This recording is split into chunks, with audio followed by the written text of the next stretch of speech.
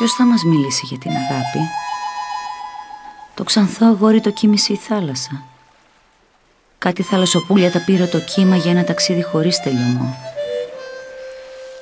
Ποιος θα μας μιλήσει για την αγάπη? Τα βήματά μας έσβησε σιωπηλά το κύμα. Στην αντίπερα όχθη του ήλιου, ένας μήνος από γαλάζια πουλιά, τα λόγια σου, τα λόγια μας, τις νύχτες που ζήσαμε τον έρωτα με ένα αυγουστιάτικο φεγγάρι και ένα σύννεφο από γιασεμιά και όνειρα. Ποιος θα μας μιλήσει για την αγάπη? Στην καρδιά μας στρατιές αγγέλων με ένα τεράστιο ράγισμα του χρόνου τον καθρέφτη. Στα τσακισμένα φτερά τους η τέφρα του νεκρού ερωτά μας.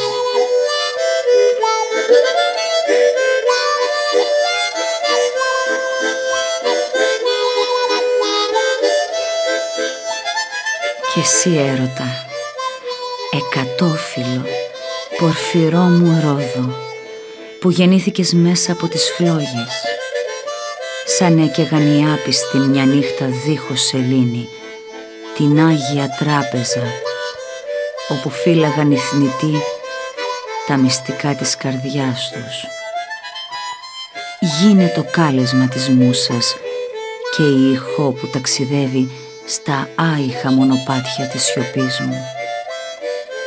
Όταν ο σκοτεινός καβαλάρης θα καλπάζει στην πολιτεία των άστρων και το αίμα πέταλα φωτιά στα σκορπά στις φλέβες του φεγγαριού, την Άγια εκείνη στιγμή που η ψυχή ψάχνει την άλλη, την ώρα που ρέει ο πόθος σαν κρασί σε χρυσοκέντητο βενετσιάνικο ποτήρι.